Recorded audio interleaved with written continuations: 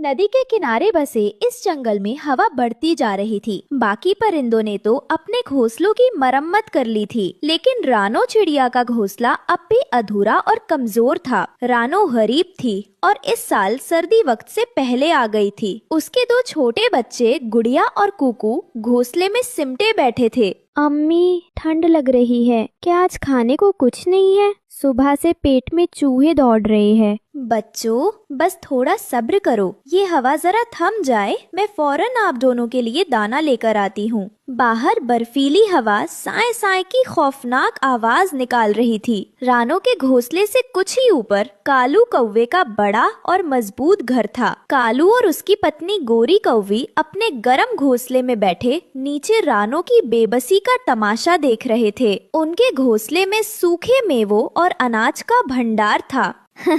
अरे सुनिए जी, जरा नीचे तो देखिए, वो रानो कलमुही फिर अपने बच्चों को परों में दबाए बैठी है। लगता है इस सर्दी में तीनों ही जमकर मर जाएंगे।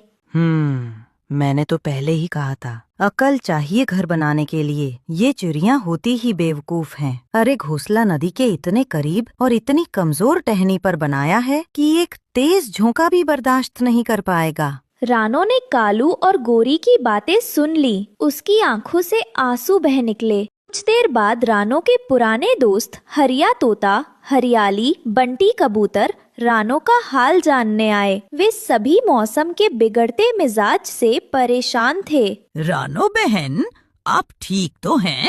हमने सुना है आज रात बर्फानी तूफान आने वाला है। आपका घोंसला बहुत कमजोर लग रहा है। हाँ रानो भाभी, ये जगह महफूज नहीं है। नदी का पानी भी जमने लगा है और हवा सीधी आपके घोंसले से टकरा रही है। मैं क्या करूं बंटी भाई, जब से इनकी अब्बू गुजरे हैं मैं अकेली पड़ गई हूँ। दिन भर मेहनत करके भी इतना नहीं जुटा पाती कि इन बच्चों का पेट भर सकूं। घोंसले की मरम्मत के लिए तिनके जमा करने का वक्त ही नहीं मिला। रानो बहन, हिम्मत रखिए। ये लो बच्चे, ये थोड़े दाने खा लो। हम बस आपको आगाह करने आए थे। हो सके तो बच्चों को लेकर किसी सुरक्षित खोखल में चली जाइए। रानो ने उनका शुक्रिया अदा किया। गुड़िया और कुकू ने जल्दी जल्दी दाने खाए। रात होते ही मौसम ने अपना रूप बदल लिया, जिसे ठंड का कहर कहते हैं।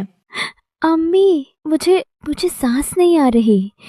मेरे पंजे सुन्न हो गए हैं। नहीं मेरे बच्चों, हिम्मत रखो, मैं हूँ नंबर। मैं तुम्हें कुछ नहीं होने दूंगी। मैं अपने परों से तुम्हें ढक लेती हूँ। उसका पूरा जिस्म अकड़ रहा था, लेकिन वो अपने बच्चों को बचाने के लिए सब कुछ सहने को तैयार थी।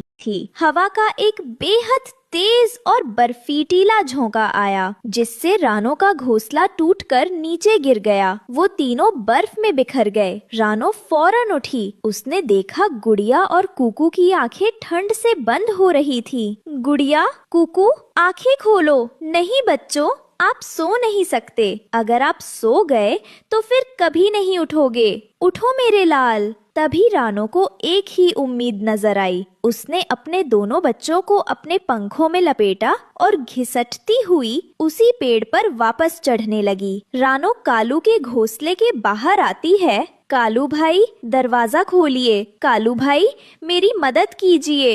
अल्लाह के नाम पर दरवाजा खोलिए। कौन है इस तूफान में? अरे ये तो रानो है। क्या चाहिए तुम्हें? कालू भाई, मेरा घोंसला टूट गया। मेरे बच्चे मर रहे हैं। गुड़िया और कुकू ठंड से नीले पड़ गए हैं। खुदा के वास्ते बस आज रात के लिए अपने घोंसले के एक कोने में थोड़ी सी जगह दे दीजिए। मैं सुबह होते ही चली जाऊंगी। बस मेरे बच्चों को बचा लीजिए। दफा हो जाओ यहाँ से, हमारे पास फालतू जगह नहीं है तुम जैसी भिखारियों के लिए। और तुम्हारे इन गंदे बीमार बच्चों से हमारे बच्चों को भी बीमारी लग जाएगी। गोरी बहन, ऐसा जुल्म मत करो, ये भी तो बच्चे हैं। मैं इन्हें जमीन पर लिटा दूंगी। आपके बिस्तर को हाथ भी नहीं लगाऊंगी। निकल जाओ, हमें अपनी जान प्यारी है। तुम्हारे चक्कर में हम अपने बच्चों को खतरे में नहीं डाल सकते। कालू ने रानो को जोर से धक्का दिया। रानो बेचारी कमजोर लड़खड़ाकर वापस बर्फ में जा गिरी। रानो हिम्मत नहीं हारी। उसने सोचा,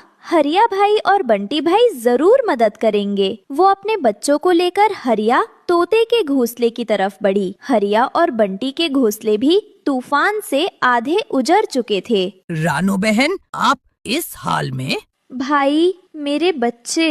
हम क्या करें रानो बहन, हमारे बच्चे खुद ठंड से अकड़ रहे हैं। हम आपको अंदर बुला भी ले तो यहाँ इतनी जगह नहीं कि हम सब समा सके।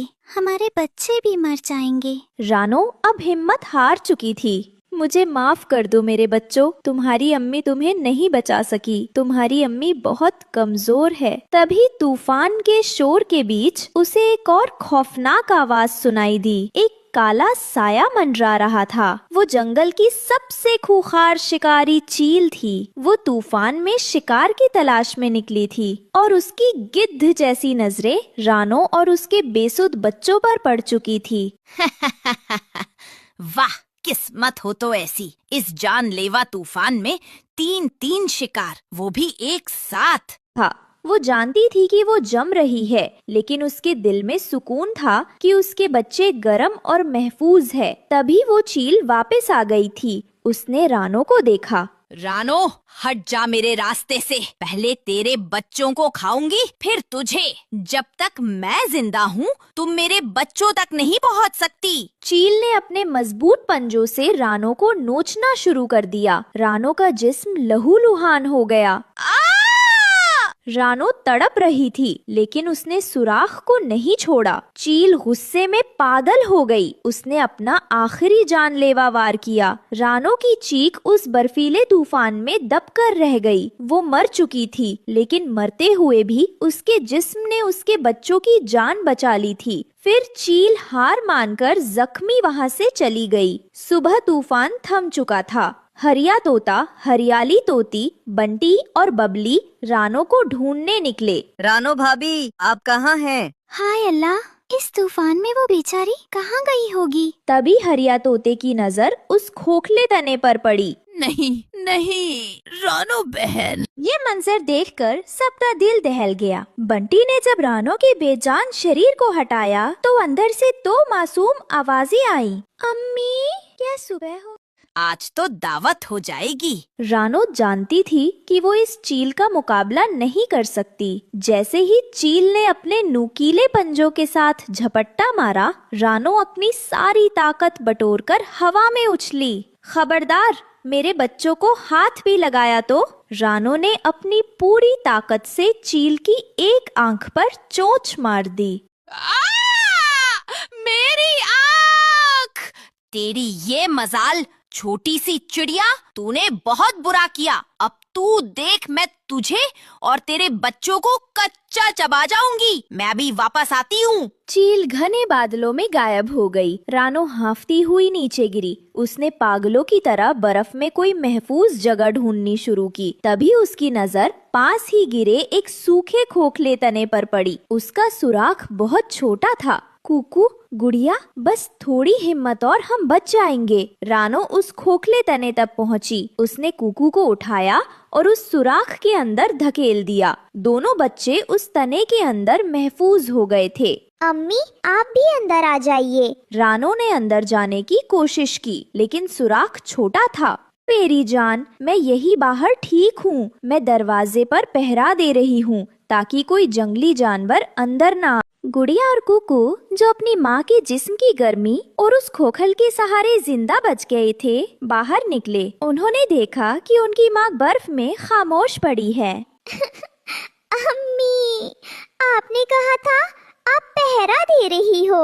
उठो अम्मी, हमें छोड़कर मत जाओ। पूरा जंगल उन 2 यतीम बच्चों की चीखों से गूंज उठा। कालू और गोरी ने भी अपने घोंसले से ये मंजर देखा और शर्मिंदगी से उनकी आंखें झुक गई। हरिया और बंटी ने बच्चों को संभाला, लेकिन वो जानते थे कि दुनिया की कोई चीज उस माँ की कमी पूरी नहीं कर सकती, जिसने अपने बच्चों को जिंदगी देने के लिए अपनी जान कुर्बान कर दी।